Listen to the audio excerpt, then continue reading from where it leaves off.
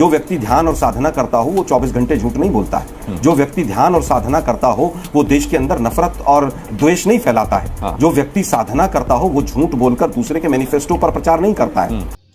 गोदी मीडिया का इतना स्तर गिर गया है कि आलोक शर्मा ने उनकी इतनी बेइज्जती की है, इतनी बेइज्जती की है कि कहने की बात नहीं। हेलो हाय काम की बात में आप लोगों का स्वागत है।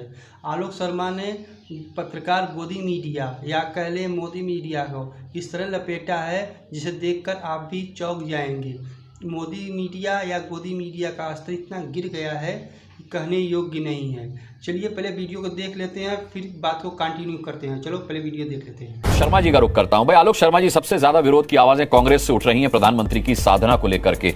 इस साधना में गड़बड़ी नजर आ रही है। उदित राज ने तो यहां तक कह दिया कि भाई साधु संत अकेले जाते थे, तो प्रधानमंत्री कौन सा कुनबा लेकर जा रहे हैं। और दूसरी बात ये उन्होंने कहा कि साधना में गरिमा नहीं है। अब साधना में गरिमा नहीं है का क्या मतलब है, ये भी बताइएगा। और दिक्कत क्या है साधना से। 2014 में साधना कर चुके हैं वो, 2019 में साधना कर चुके हैं, तब आप लोगों ने सवाल नहीं उठाया।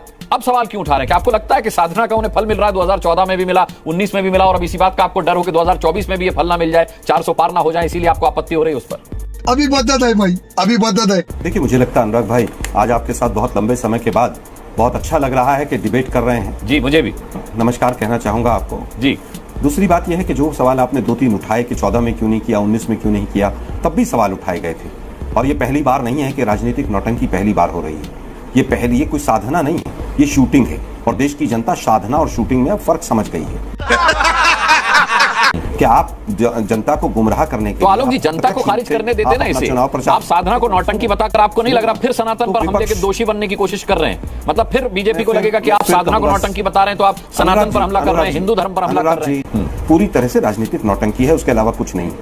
जो व्यक्ति ध्यान और साधना करता हो वो 24 घंटे झूठ नहीं बोलता है। जो व्यक्ति ध्यान और साधना करता हो वो देश के अंदर नफरत और द्वेष नहीं फैलाता है। जो व्यक्ति साधना करता हो वो झूठ बोलकर दूसरे के मैनिफेस्टो पर प्रचार नहीं करता है। तो मुझे लगता है कि देश की जनता अब समझ गई है। केदारनाथ गए हो, चाहे वो पशुपतिनाथ गए हो, महाराष्ट्र गए हो, कहीं भी गए हो, तब भी सवाल उठे थे कि आप प्रत्यक्ष रूप से अब अगर प्रचार नहीं कर सकते हो तो आपने एक दूसरा रास्ता ढूंढ लिया है। दूसरी चीज आपने कहा वो अकेले थोड़ी जा रहे हैं, कुनबे के साथ नहीं जा रहे हैं। देखिए, कुनबा तो शब्द मीडिया के साथियों को यूज ही नहीं करना चाहिए मोदी जी के लिए, क्योंकि फिर हम कुछ कहेंगे।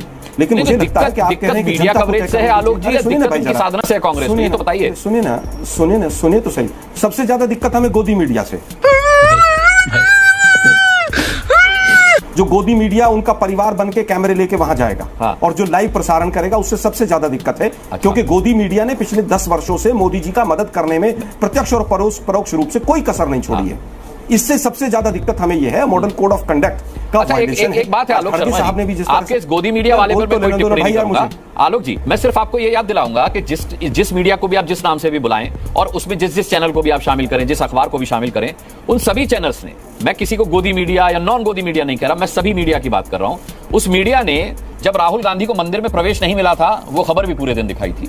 जब राहुल गांधी मंदिर जाते हैं तो यही मीडिया राहुल गांधी को मंदिर जाते हुए भी दिखाता है। मैं फिर कहूंगा, मैंने आपको गोदी मीडिया नहीं कहा, लेकिन मैंने अपने ऊपर लिया भी नहीं और हम हैं भी नहीं। अरे सुनिए, मैंने कहा ना, मैं ओवरऑल मीडिया की बात कर रहा हूं। सुनिए ना जरा, आप तो बीजेपी के प्रवक्ता की तरह बहस कर रहे हैं। ये कई बार, अरे आलोक जी मजेदार बात ये है कि कई बार क्या होता है कि मैं कांग्रेस की कोई चुप हो जाता हूं भाई, लोग कांग्रेस का भी मेरे को प्रवक्ता कहते हैं, लोग मुझे कांग्रेस का प्रवक्ता भी कहते हैं। भाई मैं चुप हो जाता हूं, आप ही बोल लीजिए। नहीं, आपने मेरे ऊपर सवाल उठाया सर, तो मेरा बोलना जरूरी है। दर्शक देख रहे होंगे कि किस तरह कितनी बार प्रवक्ता की हैसियत से आपको याद नहीं दिला रहा हूं कि राहुल गांधी को जब मंदिर के बाहर बिठाया गया था, उन्हें मंदिर में एंट्री नहीं मिली थी, वो भी मीडिया ने दिखाया था कि जिस दिन वोटिंग होती है और उस दिन किसी ने साधना की हो कांग्रेस से और किसी ने इस तरह से प्रत्यक्ष या परोक्ष रूप से चुनाव प्रचार करने का काम किया हो, तो मैं कहूंगा कि मीडिया के साथी बिल्कुल ना दिखाएं उसको।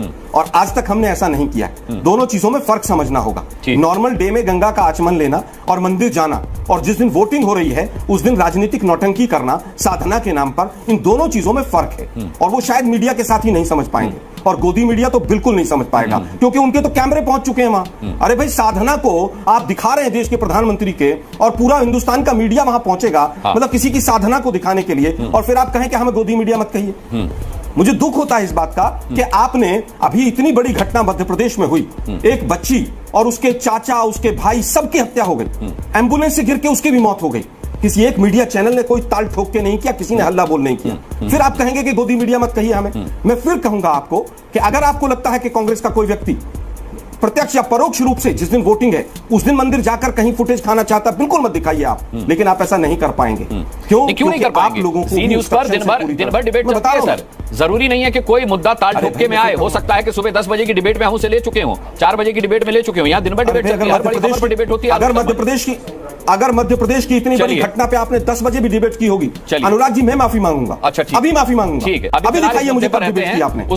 अनुराग जी, मोदी जी करे तो करे क्या? मोदी जी बोले तब इनको समस्या, मोदी जी मौन व्रत रखे और तपस्या करे तब इनको समस्या, और मोदी मेडिटेशन करे कांग्रेस को फ्रस्ट्रेशन आए। और फ्रस्ट्रेशन भी ऐसा कि सनातन समाप्त, राम मंदिर बेकार, राम मंदिर का प्राण प्रतिष्ठा, आरएसएस बीजेपी एवं राम जी का अस्तित्व नहीं कहते कहते अब कोई हिंदू सनातनी अपनी साधना करने जाए तो उस पर भी कांग्रेस प्रतिबंध लगाना चाहती है। मतलब कांग्रेस पार्टी को हो क्या चुका है?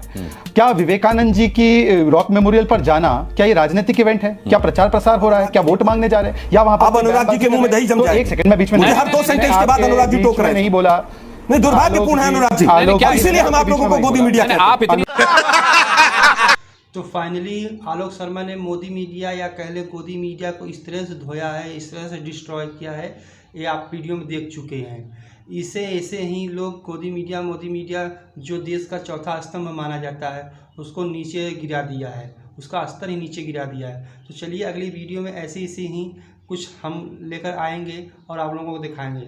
तो चलते हैं, अगले वीडियो में फिर मिलते हैं, तब तक के लिए टाटा बाय बाय नमस्कार।